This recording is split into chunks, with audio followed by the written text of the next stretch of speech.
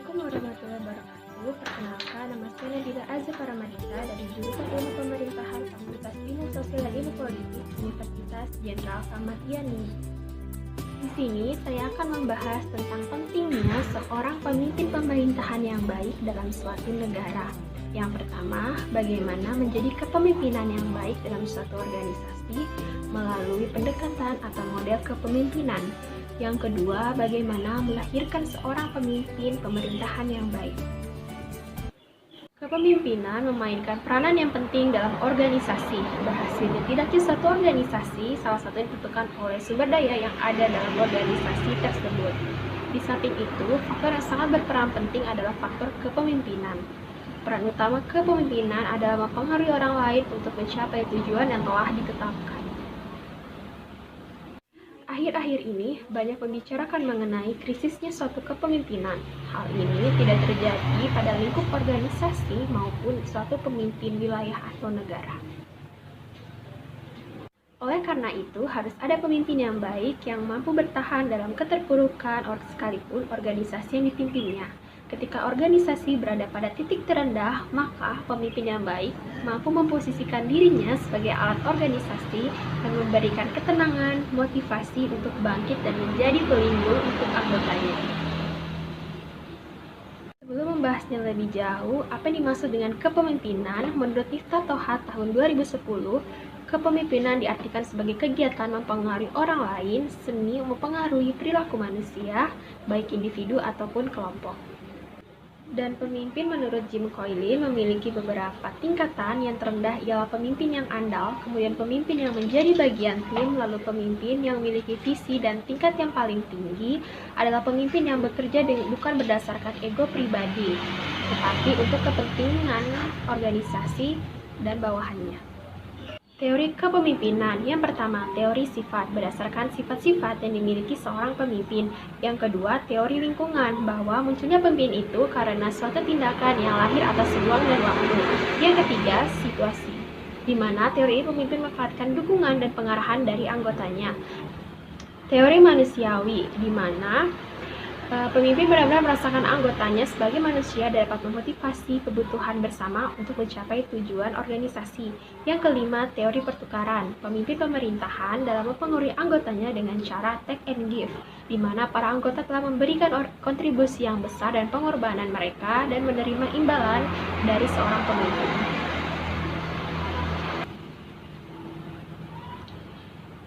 Bagaimana menjadi kepemimpinan yang baik dalam suatu organisasi?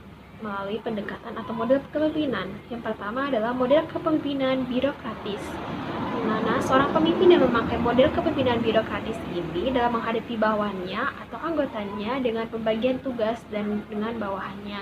Di sini anggota diberikan kesempatan untuk memiliki hak untuk berpendapat dan bertanya kepada pemimpinnya. Yang kedua, kepemimpinan birokratis. Pemimpin yang menggunakan cara kepemimpinan birokratis tanpa pandang bulu, artinya setiap bawahan atau anggotanya diperlakukan sama adilnya dengan tugasnya, sehingga memberikan kesan yang ketat pada aturannya. Bagaimana menjadi kepemimpinan yang baik dalam suatu organisasi? Melalui pendekatan atau model kepemimpinan. Yang pertama, model kepemimpinan demokratis. Seorang pemimpin pemerintahan dalam menghadapi bawahannya dengan memakai metode pembagian tugas. Di sini anggota diberikan kesempatan hak untuk bebas berpendapat dan bertanya kepada pemimpinnya. Yang kedua, model kepemimpinan birokratis. Pemimpin menggunakan cara tanpa pandang bulu, artinya setiap bawahan atau anggotanya diperlakukan sama disiplin dengan tugas sehingga memberi kesan yang sangat kaku. Yang ketiga, model kepemimpinan laissez-faire. Seorang pemimpin pemerintahan menggunakan cara atau metode dengan pemberian kekuasaan yang seluas-luasnya. Artinya, anggotanya diberi kebebasan untuk maju dan berkembang. Kepemimpinan autokrasi. Seorang pemimpin menggunakan metode cara autokrasi adalah menghadapi anggota dengan memakai metode paksaan kekuasaan. Terdapat banyak teori maupun pendekatan dalam kepemimpinan. Beberapa para ahli membedakan kepemimpinan menjadi dua. Yang pertama, kepemimpinan transaksional, dan yang kedua, kepemimpinan transformasional, yang mana dalam gaya kepemimpinan transaksional dan transformasional merupakan dasar dari sebuah teori kepemimpinan dan fenomena gaya kepemimpinan yang memiliki dampak yang positif terhadap beberapa aspek yang dapat meningkatkan efektivitas organisasi. Kepemimpinan transaksional.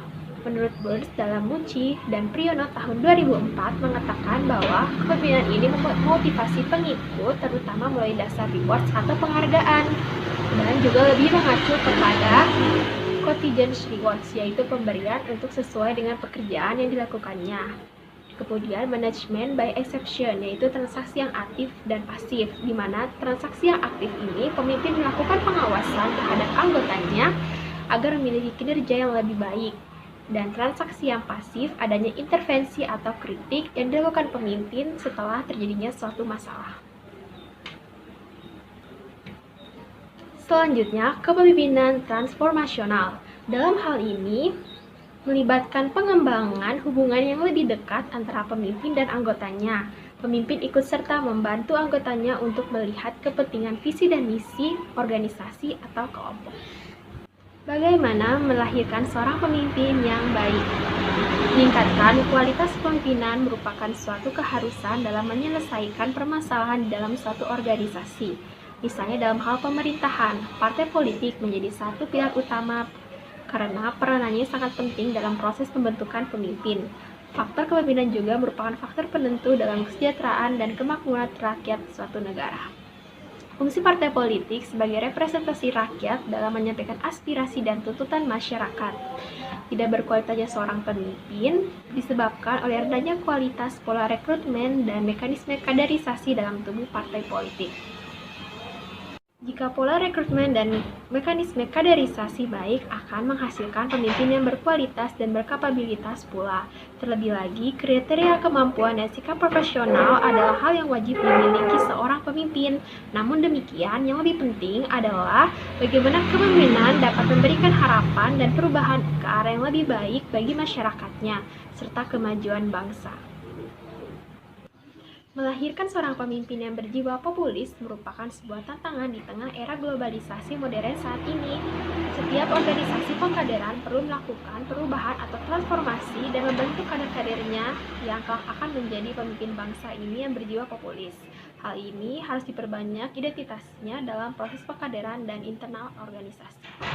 Integritas merupakan ujian yang paling berat bagi seorang pemimpin. Jarang sekali ditemukan pemimpin yang benar-benar berjiwa integritas tinggi dan bersih dari segala kekayaan. Maka dari itu, jiwa dan semangat integritas harus ditanamkan sejak dini dengan berbagai cara. Salah satunya adalah pendidikan berbasiskan budaya, bahwa nilai-nilai integritas seperti kejujuran, moral, tanggung jawab, dan loyalitas harus mulai ditanamkan kepada kader-kader dan dibudayakan dalam lingkungan organisasi. Selain itu, pemimpin yang baik adalah cerdas secara intelektual, juga diperlukan oleh seorang pemimpin dalam memimpin suatu perangkat organisasi ataupun pemimpin bangsa ini. Setiap organisasi juga harus lebih memikirkan cara atau metode agar kader-kadernya bisa mampu menguasai semua bidang dan aspek lain. Ciri-ciri kepemimpinan yang baik. Yang pertama, memiliki kompetensi teknis penguasaan dalam satu bidang tertentu. Yang kedua, keahlian konseptual, yaitu kemampuan berpikir abstrak dan strategis. Yang ketiga, memiliki track record dalam menjalankan tugas dan hasil terukur. Dan yang keempat, keahlian berkomunikasi, memotivasi, dan melimpahkan kewenangannya kepada anggota dengan tepat. Yang kelima, karismatik dalam arti yang berkarakter, menunjukkan kepribadian seorang pemimpin. Dan yang terakhir, dapat mengambil keputusan yang sulit secara cepat dan tepat serta bertanggung jawab. Bicara tentang kepemimpinan, banyak para tokoh dunia yang dapat menjadi teladan seorang pemimpin. Siapa yang tak kenal dengan jurusan Mr. Craig? Iya, Bapak Presiden kita yang ketiga, yaitu Baharudin Yusuf Habibie. Biografi B.J. Habibie diawali dengan masa kecil beliau yang lahir di Parepare, Sulawesi Selatan pada tanggal 25 Juni pada tahun 1936.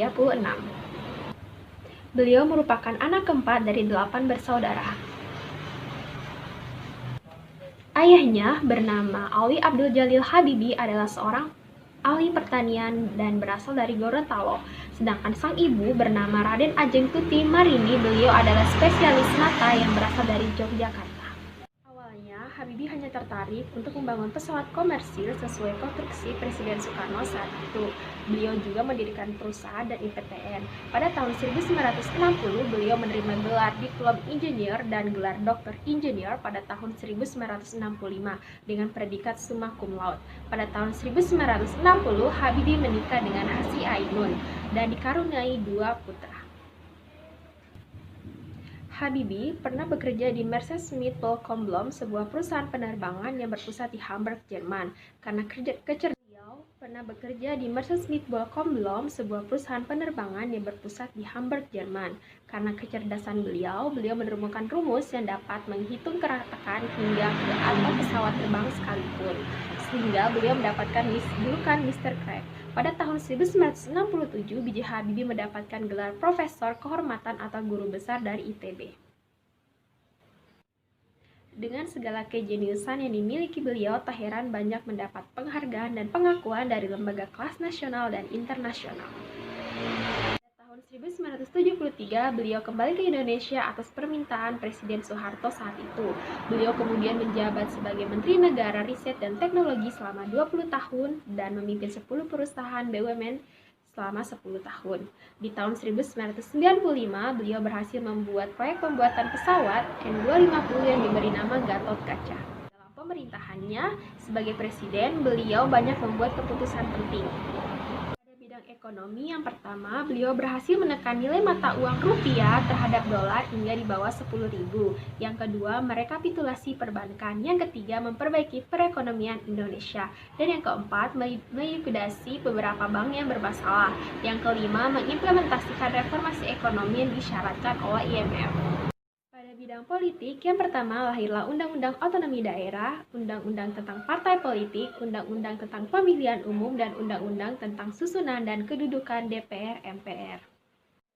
Dan yang kedua, membebaskan para tahanan politik pada masa Orde Baru. Yang ketiga, pembentukan partai politik. Yang keempat, pelaksanaan pemilu tahun 1999. Dan yang kelima, penyelesaian masalah Timur-Timur. Pada bidang hukum dilakukan reformasi serta pada bidang manajemen internal ABRI. Adalah pemimpin yang cerdas, beliau juga pemimpin yang berani mengambil risiko. Jiwa nasionalismenya tumbus dalam sajak, karangan, dan perbuatannya. Habibie adalah ilmuwan yang cemerlang yang selalu bertanya dan selalu ingin mendalami segala sesuatu sampai ke akar-akarnya. Ia seorang pemimpin yang mampu membakar semangat ribuan orang muda. Dalam melaksanakan pekerjaan, B.J. Habibie berpegang pada prinsip bersikaplah nasional, bertindaklah konsisten, dan bersikaplah adil. Beliau sangat detail dan perfeksionis. Tidak heran bahwa di dalam hal pekerjaan mengandung prinsip bahwa mutu keseluruhannya ditentukan oleh mutu setiap detail. Karena itu, beliau sangat menekuni segala sesuatu sampai ke detail-detailnya yang paling kecil.